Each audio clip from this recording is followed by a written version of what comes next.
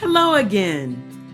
I hope you are enjoying our series on finding God in the midst of really tough life intersections and discovering truths about yourself and maybe even those closest to you. In part one, if you recall, we spoke to people about their faith in the middle of mental health crises and the injustice they often encountered from others. In part two, we will now narrow our focus to the inside of the church. The church. This is the place where we maintain that humanity is elevated, where the holiness of the individual is supposed to be affirmed. As Christians, we speak about being loved and accepted by God. So we must love and accept one another. And yet, as our speakers attest, as I can attest, as many of you can attest, it is within the church that some of our deepest shame has been experienced. We felt this needed to be brought into the light and addressed if we were going to do this topic any justice. In this video, we mostly speak about the Christian church as if it were one entity. The various denominations are rarely mentioned. We like to think that some of the harm described did not occur in the United Church of Christ, but realistically, we also know that the UCC is not immune from it. We do know that our denomination holds itself open to scrutiny and correction, and in that spirit, we are putting forth these experiences. Whether in large ways or small, but terribly cutting ways, we can all do harm. And we can all learn better how to be an extension of God's love in this place we call the church. In this first clip, listen to how Reverend Dr. J.J. Flagg, who navigates life from a wheelchair, talks about his sense of identity as derived from the messages he received from the church. How would you say the church has lived up to and also let you down in terms of your identity and intersectionality? How has the church lived up to and let me down as far as my identity and intersectionality? So on one hand, the church has done a lot to form and shape who I am and the way that I understand myself in relation to God and in relation to the rest of humanity, right? But in many ways, the church, while it was a place of formation and life giving in many aspects, it was a place that I would say caused the greatest hurt in my life. And when I say that, what I mean is the church was the first place that I ever really wrestled with being disabled. I never knew I I didn't know that I was different from other people as far as being in a chair until I got to the church and people told me that me being in a chair was evidence that I didn't have enough faith, or um, or that in order for me to be healed, uh, I needed to stir my faith up more, or that me being in a chair was proof that either there was sin in my life or sin in my family's life, and my being disabled was the tangible evidence that God was holding somebody responsible for the sin.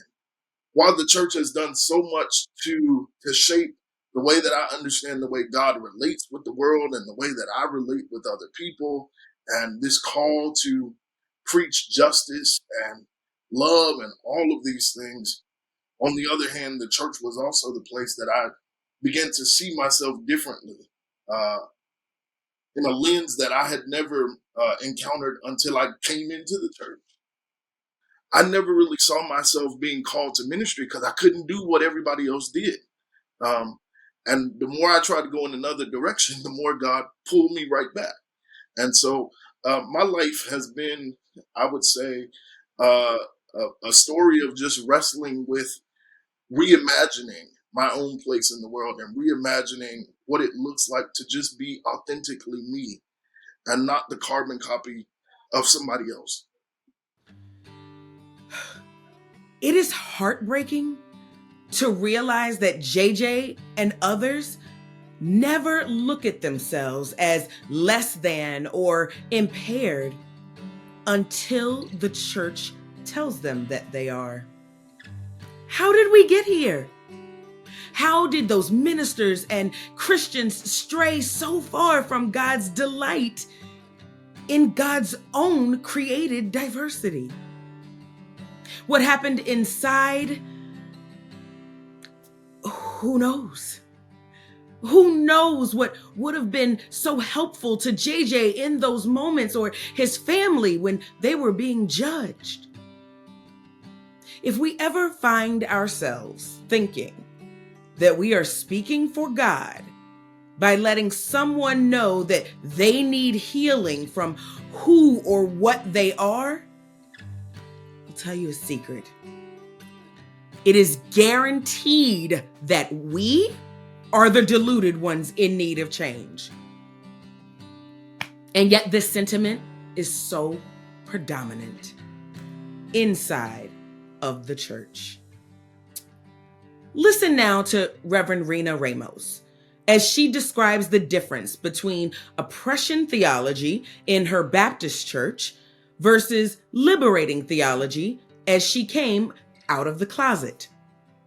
And while she finds freedom in the big area of her sexuality within the United Church of Christ, listen to the personal ignoring, the outright sense of other she is subjected to during one significant ride in the elevator, all because of the color of her skin.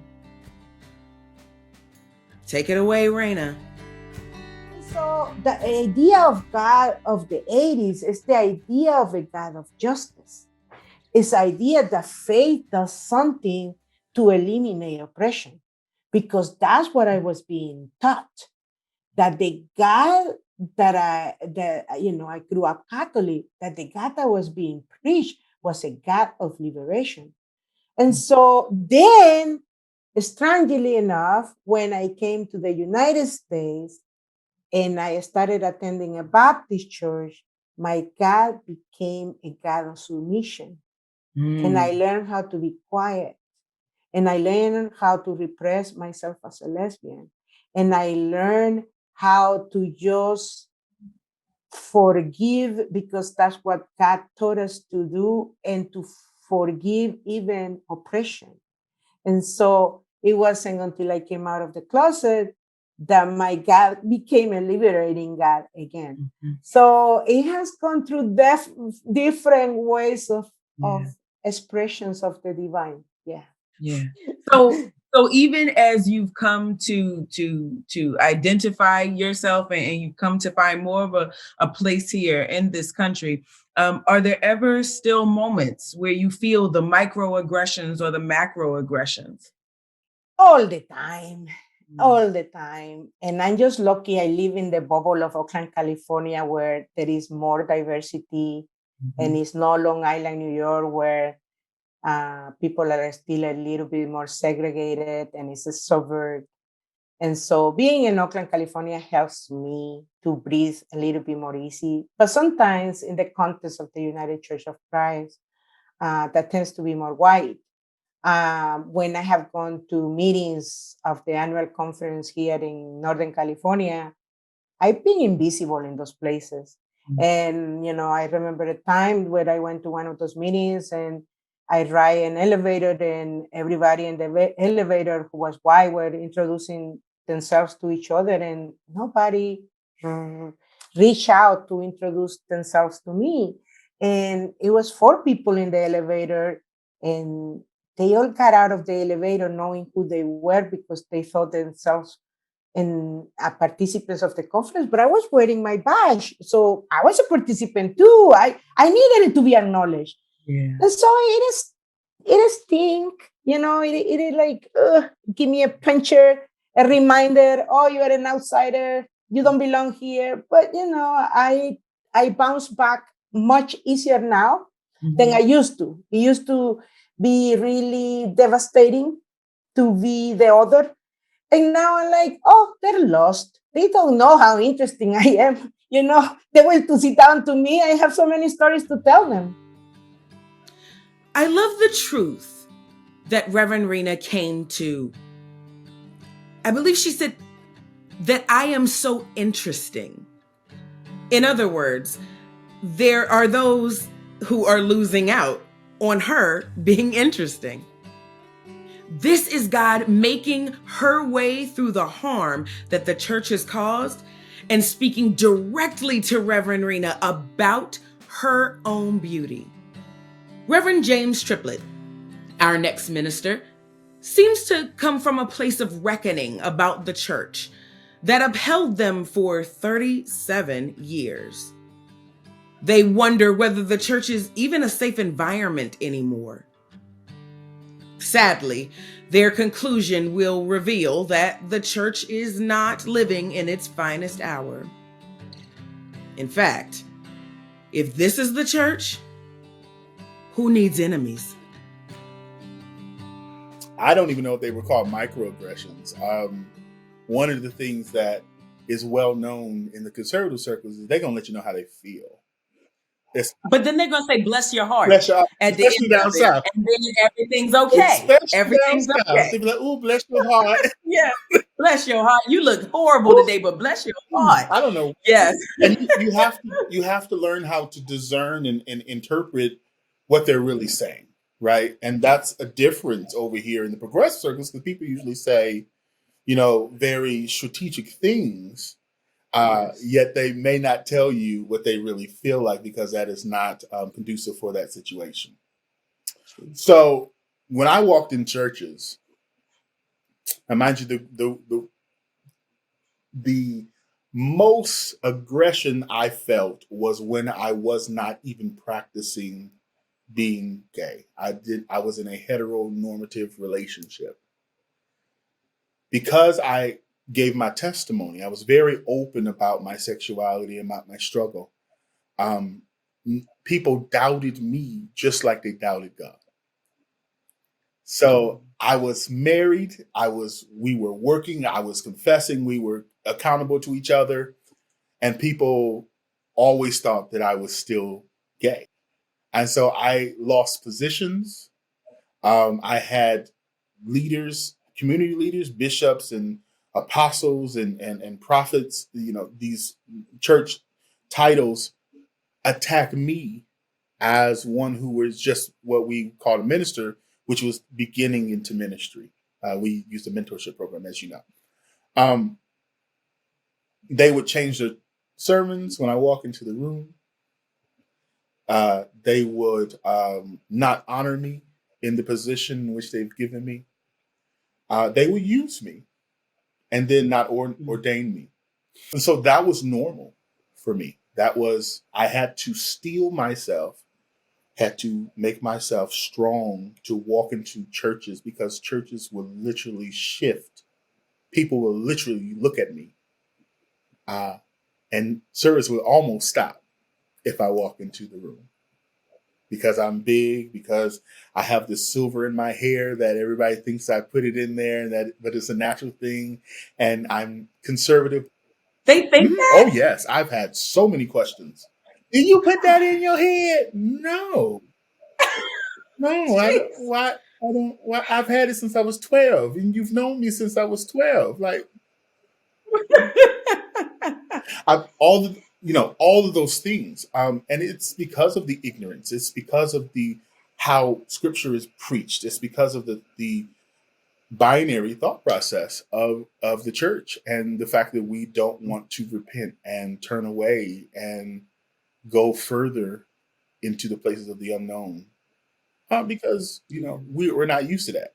But since I come from trauma and come from brokenness, it is familiar for me to go back into the place to figure out the uncomfortability of not knowing the answer until I find the answer.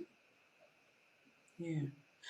Now, going with that, you're saying you coming out of brokenness and coming out of trauma, what mental health things stemmed from that and might you still be dealing with at this point from that? From the coming out of trauma or the trauma? Well, both and please, any way you want to answer that. My goodness. Coming out of the trauma right now is the current heaviest journey. It is a tearing. It is a divorce. It's a divorce. I've taught the reason why God despised or hated divorce is because if two souls become one, to tear one soul into two is to create murder. It is to cause death. And my divorce from my ex-wife, even though it was because of my sexuality, caused another tearing, another rejection, another a place where it's like nobody really wants me, right? Because you get that from you tear away. And what I'm feeling, I become this spiritual refugee right now, because I'm fleeing from my terror, and fleeing from my terror leads me to places that is more liberal, more progressive. And the religions of this progressive place are more mainline and not Protestant, evangelical, church that I've come from. So in order for me to be healthy, hear me well, I actually have to deal with the place in which created the trauma in the first place. I have to be willing to leave the church to find my healing. Right? The same thing that has not, and this is the amazing part. The thing that has sustained me to my 37 years now is the very thing that I need to divorce. The very thing that I need to let go. Because it has served its purpose. And for me to carry that into this spirit will cause death. What was life now becomes death. Because it is not meant to be in this place. Let's imagine a church community, mature enough in faith that Minister James does not have to leave, but rather they experience being embraced. Going further, let's picture a church that runs toward the suffering and dares to sit with the contradictions and the discomfort. I'm having a hard time. Can you? Of course, no one wants to feel abandoned. No one wants to feel the dark night of the soul.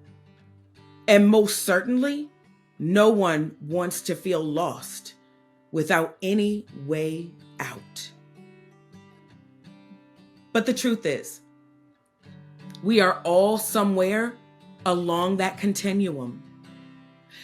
And maybe we know that deep down. Yeah, we know that deep down, that we are all somewhere along that continuum, and we don't like it. So we push away the people who make us think about our own despair.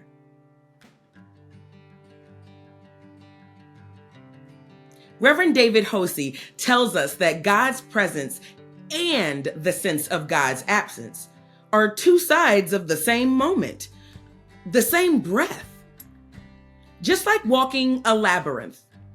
I know you know the labyrinth outside of the church. We all have them. The furthest out that you are, the closer you may be to the center. Crazy how that works. Instead of being afraid, we should embrace the company of those with mental health struggles. You know, they actually point us into the heart of God. In part because the psych ward is such a complicated place and different people have such different experiences of it, which is true of church Thank too, you. You right? just said it. That's yes. The church is a psych ward. Yes.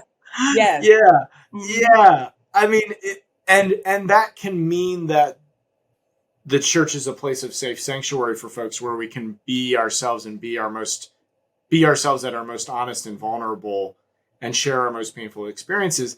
And for some people, for a lot of people throughout history, the psych ward and the church have both been sites of oppression or of violence or of abuse, right? The history of psychiatric institutions in our country and around the world is hardly a shining banner of humanitarianism, right? And so Christ is present within all of that complexity, right? I both believe it's true that Christ is present when we are able to sit in a circle and share who we are before each other and before God, and that Christ is present in a very particular way amidst pain and violence and abuse, saying, like, this is not God, right? So this, like, whatever this is not God.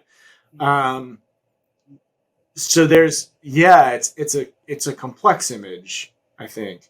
But I end Christ on the Psych Ward, the book, with an image of the labyrinth, and of, the labyrinth is this walking meditation, and you walk through, and when you think you're close to the center, you suddenly turn and find yourself all the way on the outside, and then you're the farthest from the center you think you can get, and suddenly you're there. You turn the corner and you're at the center, and you rest in the center for a while, and God is there.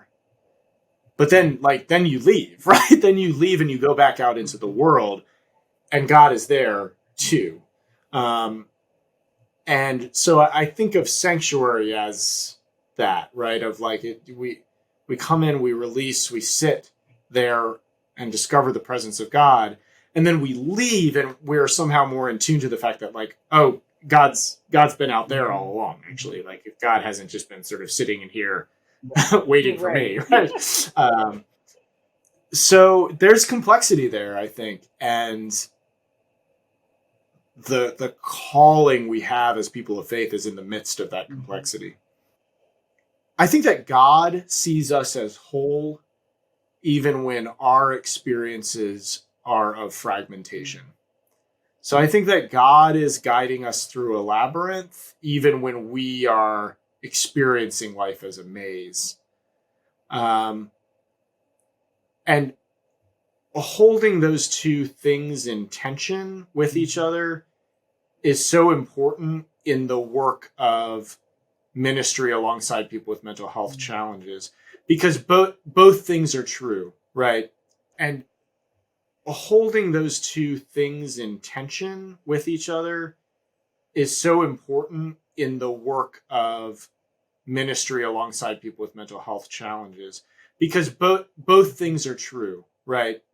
So, like, one way to say it would be, it is both true that God is present with people in the midst of their suffering, and true that people sometimes feel like they've been abandoned by God, and they're allowed to say that, right? Right. Which Right. the church is sometimes uncomfortable with, but the Bible is super comfortable with, right? I mean, the Psalms are just chock full of sacred texts saying, Right. hey, So why God, don't you show up? Right. Yes. Yeah. now would be a good time to show up. Oh my God! Please let that be your third book. It's passive aggressive prayers by the all those psalmist. promises you made, like, Dave I would Finnegan hate for hosted. your enemies to, like, think I badly will write about it you forward. because of what's happening to me here. Yes. Like, passive aggressive prayers, to God. And then, Jesus cries out from the cross, here's this central moment of the Christian faith, and Jesus says, God, why have you abandoned me? Why have you forsaken me? Right? So our sacred texts are, like, super comfortable with the idea that both of these things, they don't contradict each other. They are, in fact, like, somehow one and the same movement in God's eyes. And so we have to have the space for that in our conversations, because on the one hand, I very much believe that God is present and loving and caring for people who, like me, suffer from some extreme mental health challenges. And also, like, I don't always have to like say that or be happy, or that doesn't have to be the first thing that I say to somebody who's suffering, because that might not be the thing they need to hear in that moment, right? What they might need to hear is like, that sounds really hard, right? That sounds really painful. Sometimes being able to sit with the felt experience of God's absence is what actually allows us to be witnesses to the presence of God. We will now hear from Reverend Wei Orin. He is queer and has a severe hearing loss. He shares his anguish and heartbreak while grappling with so-called healers and leaders in the church who confuse their ego and the need for dramatic visuals with God's divine work. Listen for the moments where he leans towards a bigger Christianity than what's actually being pushed upon him. Talk about faith. I do want to shift for a little moment and ask you more so about mental health. And I want to ask you sort of, how has the intersectionality, how has your living with a disability and your owning your queerness, how has that affected your mental health? I sometimes, for a period of time, I do not feel I'm a quote unquote normal person or the perfect human being. I do not feel I'm a complete person. It's a struggle for me.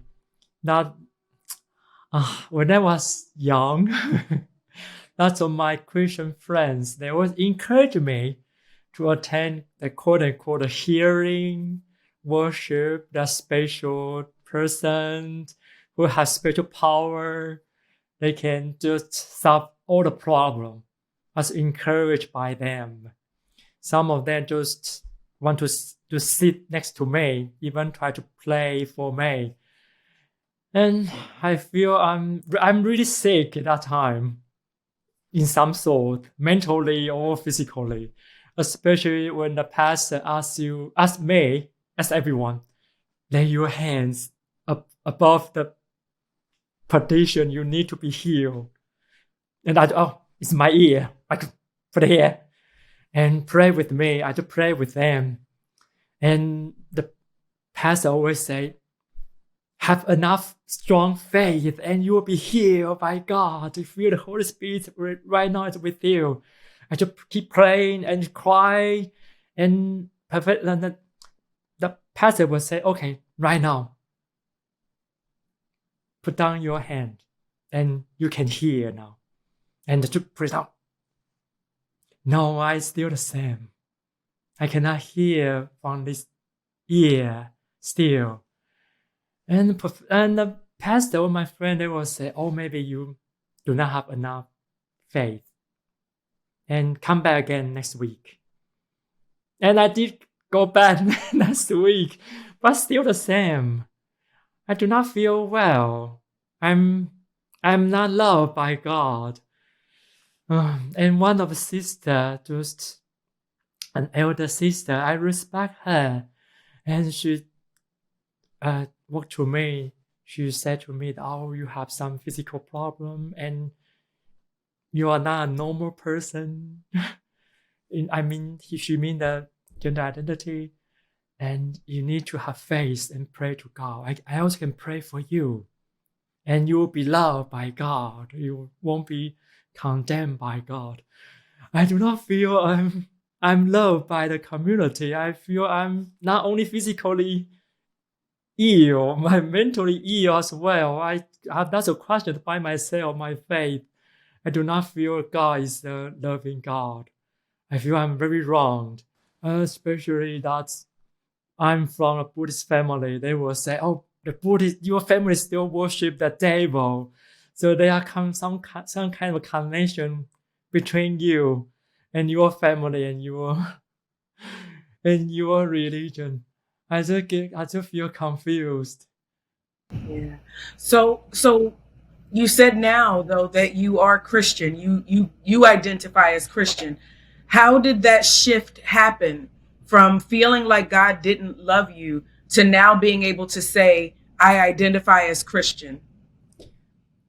I think it also go back to my mom. My mom said that in her belief, in her Buddhist belief, she believed that everyone had a particular path for themselves, but they just need time to figure out what's that path. The path, the journey of your life, your belief, your faith, or the partner you want to choose. I also learned from some very few old pastors. They say that Christianity should not be so tiny. So tiny. Outside this is not Christianity. It's not right. The God created the whole universe. We only through this tiny thing to know God. But there are lots of different perspectives to know God. And that's the first beginning for my deconstruction journey. I just try to deconstruct all my Christian belief, not only from this perspective. What gives you the strength to still share even when you're uncomfortable? Yeah, it will be a really long story, but Okay. I think it's an important story for me because that story pushed me on this journey. It was in 2008 that my former minister, her name is Ya Huiyang, that she committed suicide. Yeah, she was a minister of my church, LGBT church. She committed suicide. That there are different reasons. One of the reasons is that after she left my congregation, no other churches want to hire her. They said to her that because you just the pastor of the LGBT church, we cannot hire you. And that she committed suicide and she do not leave lots of words behind her. I attend her funeral. And at the funeral, I do feel so sad because some of her colleagues just say that, not directly, she must be punished by God. So,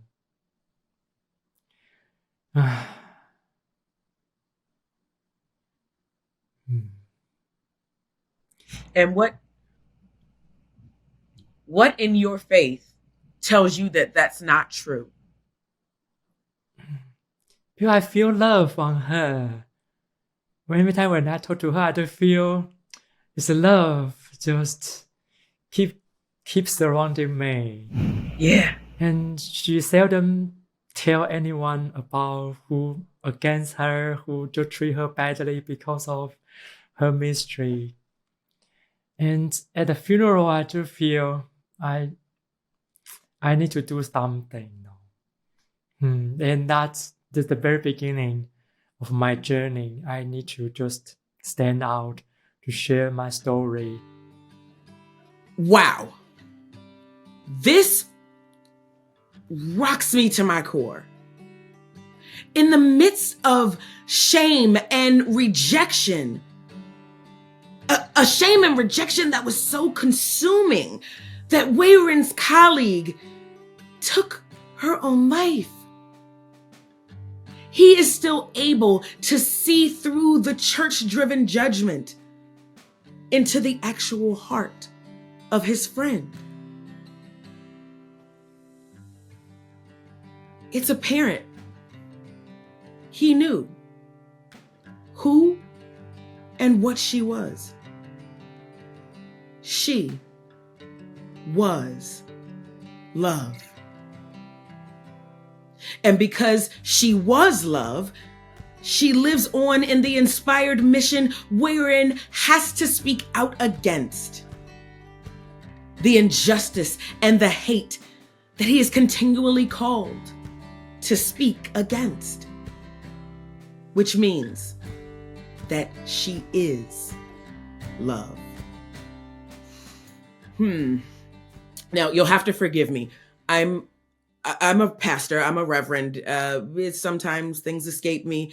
This story, it just feels like there's one that this is familiar with. Oh, God. Oh, right. Jesus. Of course.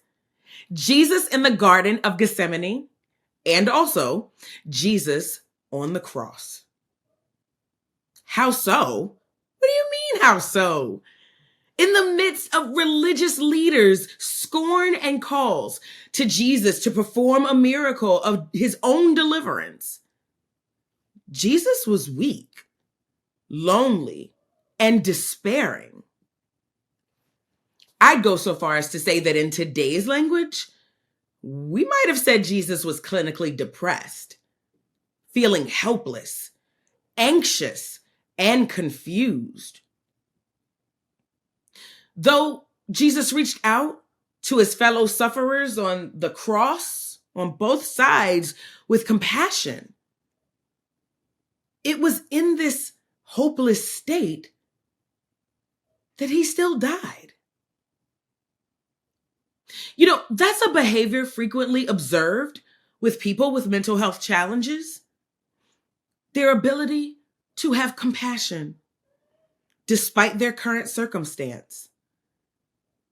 And unfortunately, too many of us have to still die in a hopeless state.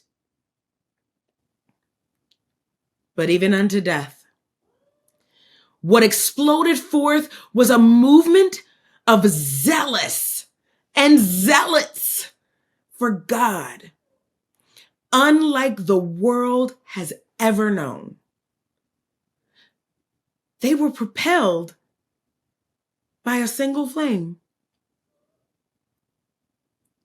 love. Jesus was love. Jesus' love was made manifest in his mental and physical suffering. Jesus is love. You know what? I'm going to say that we all have our Jesus people and even our Jesus moments all around us and inside of us. No, I didn't say we can always feel it, but it's there. Those with mental health struggles, along with the beautiful variety of identities and challenges, see, they are the church. They teach us love. We are the church. We can teach love. So, do me a favor. No, do yourselves a favor. Let's each start taking stock of our faith communities. Are we really welcoming and honoring those with physical and mental health challenges? Or is our patience quickly fraying at the edges with no end in sight? Are we finding ourselves praying to change others and wanting to make them, quote, whole? Let us instead pray that with us and in our presence, they already feel affirmed of their wholeness. Not that they feel whole with us, but are reaffirmed in their God-given wholeness, complete and already beautiful. Let us, and here's the hard part, with humility, seek to convey that we need the wisdom and sacred spirit that these people, our siblings, bring to our lives exactly as they are. Blessings and namaste. Amen.